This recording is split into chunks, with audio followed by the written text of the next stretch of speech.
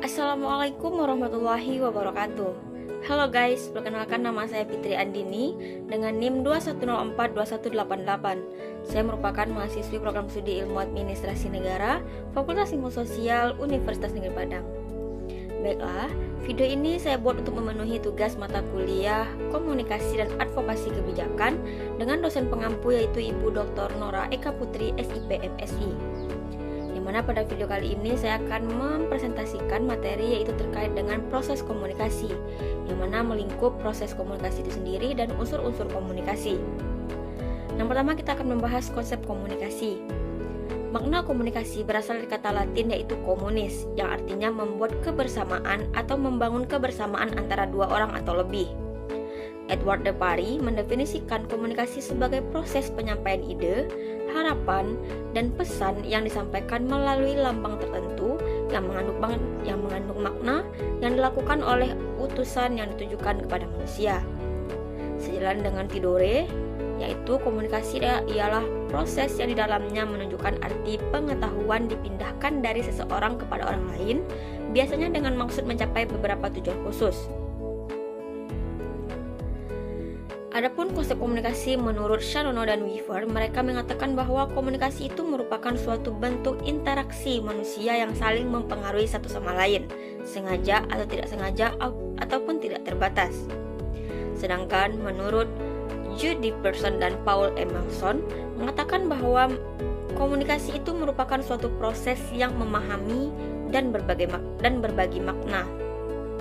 Adapun fungsi komunikasi yaitu menurut Harold de La Salle, yaitu yang pertama manusia dapat mengontrol lingkungannya, yang kedua beradaptasi dengan lingkungan tempat mereka berada, dan yang terakhir melakukan transformasi warisan sosial kepada generasi.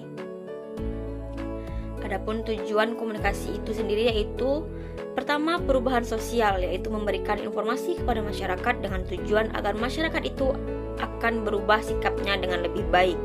Yang kedua, perubahan pendapat, yaitu memberikan informasi masyarakat dengan tujuan agar masyarakat mau berubah pendapatnya dan persepsi masyarakat terhadap informasi yang disampaikan.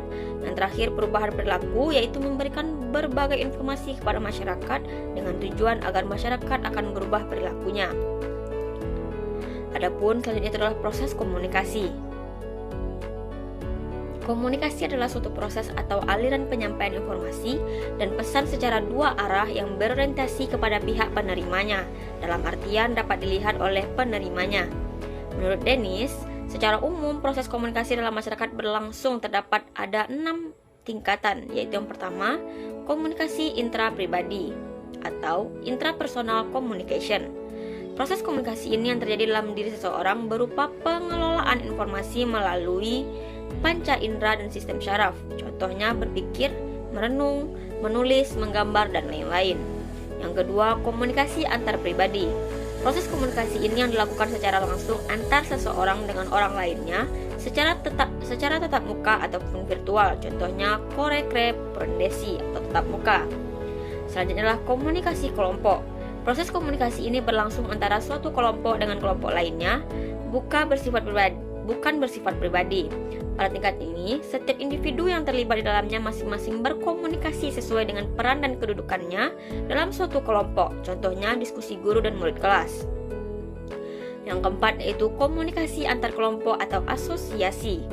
Proses komunikasi ini berlangsung antara suatu kelompok dengan kelompok lainnya. Dengan jumlah pelaku yang terlibat boleh jadi hanya 2 atau beberapa orang. Akan tetapi, masing-masing membawa peran dan kedudukannya sebagai wakil dari kelompok atau asosiasinya masing-masing.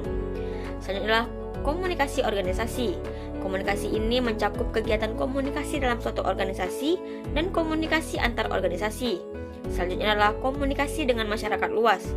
Pada tingkatan ini, kegiatan komunikasi ditunjukkan kepada masyarakat luas dengan bentuk kegiatan komunikasinya dapat dilakukan melalui 2 cara, yaitu komunikasi media massa, contohnya surat kabar, radio, TV, dan sebagainya. Selanjutnya kita akan membahas itu unsur-unsur komunikasi. Yang pertama adalah pengirim pesan atau sender, yaitu orang yang mengirim pesan. Yang kedua adalah penerima pesan atau receiver, yaitu orang yang menerima pesan. Yang ketiga adalah pesan itu sendiri atau message, yaitu Isi pesan yang disampaikan oleh pengirim pesan isinya bisa berupa pendapat, ide, gagasan, atau informasi. Selanjutnya adalah saluran atau channel, yaitu media, sarana, atau alat untuk menyampaikan pesan. Bisa dilakukan secara lisan maupun secara tulisan. Selanjutnya adalah umpan balik atau feedback, yaitu tanggapan atau reaksi dari penerima pesan dan pesan yang disampaikan. Baiklah, sekian yang dapat saya sampaikan terkait materi pertemuan pertama. Terima kasih atas segala perhatiannya. Saya akhiri dengan Assalamualaikum warahmatullahi wabarakatuh.